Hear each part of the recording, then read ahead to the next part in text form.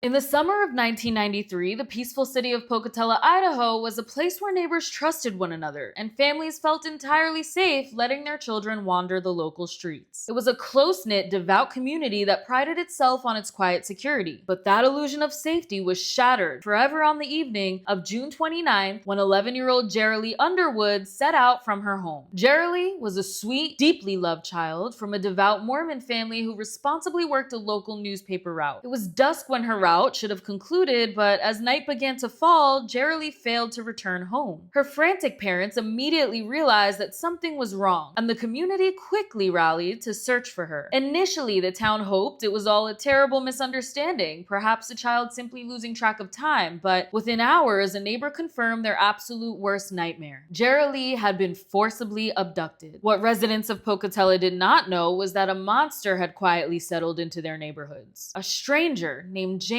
Edward Wood had recently moved to town. Outwardly, Wood appeared completely unremarkable. He was polite, exceptionally soft-spoken, and a master at blending in to look entirely normal. But hidden behind that mundane exterior was a deeply disturbed, highly disorganized sexual psychopath. Investigators would later learn that Wood harbored an extensive criminal history and was a prolific violent predator, later linked by his own confessions to dozens of uncharged assaults across multiple states. He spent his time drifting, hunting for vulnerable prey, and on that warm June evening, his path crossed with Jeralee's. The intersection occurred when Jeralee was working her newspaper route. She had stopped by the home of a customer to collect payment. James Wood happened to be visiting that exact same house. He watched the young girl, noting her vulnerability, and calculated his move. When Jeralee finished her business and left the house, Wood slunk out behind her and quietly followed her down the street. He intercepted the 11-year-old on her route, detaining her with a fabricated story, and before she could scream for help, he overpowered her and forced her into his automobile. From that moment on, Jeralee was held captive, and the details of her final 24 hours are among the most gruesome in true crime history. Wood drove his young captive to a remote, desolate area near the Snake River foothills. For over a day, he held her trapped inside his car, subjecting her to horrific